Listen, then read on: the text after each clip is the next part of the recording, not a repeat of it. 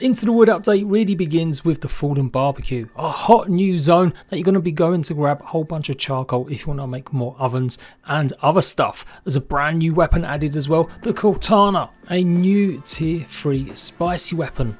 And absolutely the coolest one we've ever had. It's so cool it actually glows in the dark. This biome is one of the 2 new ones that offer homes for the ladybird larvae, a new variant that will give you plenty of sizzle damage if you're not wearing correct armours. You'll also find super hard locations to find mega milks, including this one guarded by 2 wolf spiders. If it's all getting a bit too much, then why don't you go and relax in the hot springs. This will actually give you a 2-minute healing buff and take and reduce some of that sizzle damage. No rest for the wicked though, you need to go and climb a lot to go and get some of the raw science, and if everything still is getting to you, then you can always go and explore some of the flower beds with the brand new field station, 1 of 2 added as part of the update. There's also something else new. You need to turn on the power to the resource scanners that you'll find at every single field station from now on, and a few other places underground in some of the laboratories.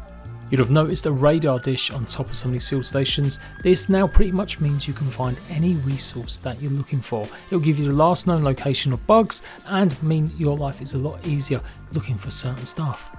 Although I'm already thinking it'd be nice to have an upgrade that gave me a real-time check on my scab. Because boy oh boy, we need help finding some of the brand new scarabs. These little green critters absolutely run away at the slightest sound or sight of you.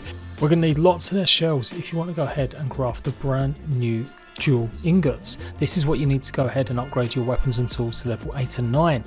But whatever you're searching for, you just simply take one of the pieces over to the scanners and then it will ping all around you. So it's worth going and checking out every single field station and you should be able to cover the entire map.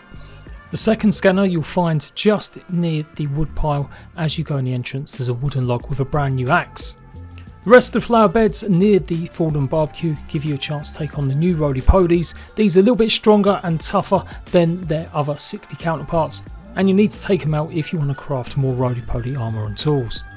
In between the Fallen Barbecue and the new woodpile is the Trenches, home to this dangerous beast. The parts from this guy will allow you to unlock the Black Ox Hammer, the most powerful hammer in the game. This deadly new bug throws boulders at you and does a pretty powerful charge attack, so you definitely want to make sure you're prepped. There's plenty of other dangers as well though. The dust mites also have a home here as well as on top of the deck, firing balls of dust that can slow you down and allow you to be swarmed by whole groups of them. If that wasn't bad enough, this is also home to a whole bunch of ladybird larvae as well. With their sizzling damage, you're definitely going to need your antlion armour if you explore in here for too long. There's a whole ton of buried treasure boxes as well as loads of food. Plaster Trenches is now your one-stop shop for everything you need in terms of clay, quartzite and even some salt. And yep, even more milk and gold molars as well as a whole bunch of raw science.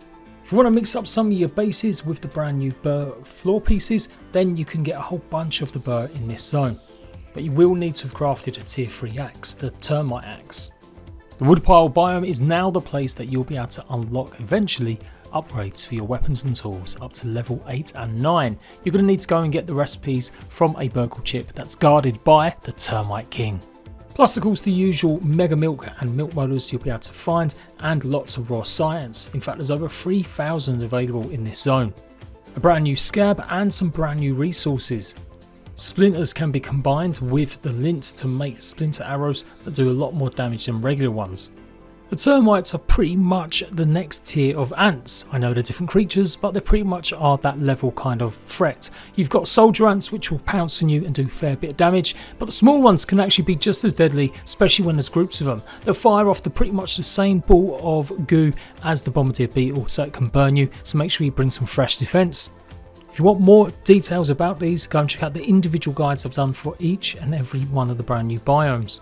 Successfully defeating this zone will unlock the brand new Termite Armor, which gives you a whole bunch of bonuses to gathering grass and rocks, and the brand new tier 3 axe, which you can get from termite parts from the soldiers and the smaller ones. You can also unlock 2 new recipes, Black Ox Burger and Termite Delight, which will obviously be much helpful for gathering resources or boosting your health. You're going to need that Termite Axe if you're going to go and explore the shed and the decking area. This is where you can go and get some of the new lint. It's not going to be easy though, it's guarded by even more dust mites and a huge amount of black ants too. And you're going to need a lot of this if you want to convert and craft a whole bunch of new weapons and armor pieces. Lots of recipes have now changed, with some weapons and armor pieces needing lint rope. To help out against the mites, you've got plenty of mints, and that's the damage they're most weak against.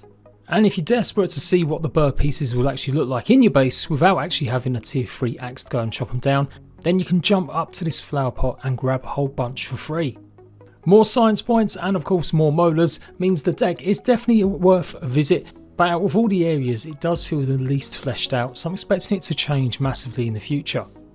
Now, that doesn't mean it's a walk in the park. You also have the green shield bug, a brand new mega sized stink bug that you're going to need to take down if you want to craft some of the brand new super gas arrows that do a lot more damage than the regular ones. The underdeck area is also home to a good few spawns of the ladybirds, so these are the variations of the ladybug, but very much more violent. They'll attack you on sight even if you've not been aggressive to them, and they can do substantially more damage. Close by to them is the pupa. This is the stuff now that we're going to need to convert into pupa leather, and again it's needed for a whole bunch of recipes and items newly added to the game. In fact, with some of the recipes again rejigging and needing some of this from now on. And if you have turned off the haze, then expect lots of the infected areas to sprout up underneath here as well. You'll also find some more spawns for the Roly Poly in this area too. So that's pretty much the new biomes as well as all the new bugs.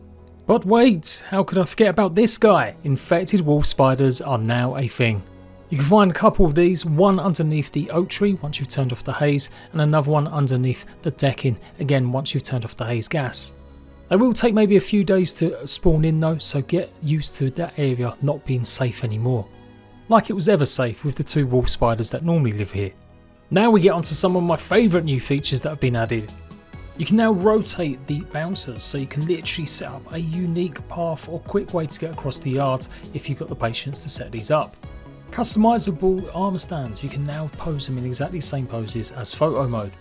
And you can go ahead and change and customize your lighting now to either add a little bit more warmth or bring the coolness down, or go ahead and make it not so bright. There's a whole bunch of quality of life improvements too. You can now take all from some of your crafting stations, go ahead and craft many, or go ahead and hot deposit items straight into one of your chests. Items will also pop up with a little arrow telling you they're cooked or made in the crafting stations from now on. They've also improved the building radial menu. You can now flick between the different varieties of building pieces. They've changed the way the smoothie station looks, and you can now curate smoothies as well as any of the other food recipes for absolutely free, even in creative mode. Status icons have been improved and they'll now show up just below your actual scab on screen, and there's a huge amount of improvements to the data tabs. You can now find everything a little bit quicker and easier as it's all got its own categories. You can also place directly waypoints on the map from now on, or hitting the Y button will allow you to peep and place waypoints that way too. You can also obviously zoom in and see stuff from afar. And there's been a whole bunch of changes to combat and difficulty, and they've toyed and tinkered around with it during the public test branch, and they've got it just about right now. It does mean though there's a brand new method of attack. You'll do a 3-hit combo, and the 3rd hit will always do a huge more amount of damage than the first 2. You can also see all of the different types of arrows in the radio wheel now as well. And that's pretty much the most important stuff. There's a huge amount of bug fixes gone into this update, and I'm really glad. I feel like the update fleshes and makes the map much bigger, much larger, and while it's maybe not as jam-packed with new content like the previous update, I really love the fact we've got a whole bunch of new variant bugs in the game. But I saved the best for last. If you want to now adjust and change stuff way beyond what we had before with creative mode, you now can. You can stop your bugs from never dying. You can make it that player damage is always on or off. You can turn off thirst, hunger. You can make the game into what you want it to be. The only thing they need to add now is the ability to change this whenever you want, because currently at the moment, as of recording only a couple days before the full update went out, it didn't allow you to change once you'd started a brand new custom world. So you can't change any of your old saves, but do make sure if you want to start a new game, you start it under the custom setting mode. Fingers crossed that does get changed in the future and we can change our game modes whenever we want.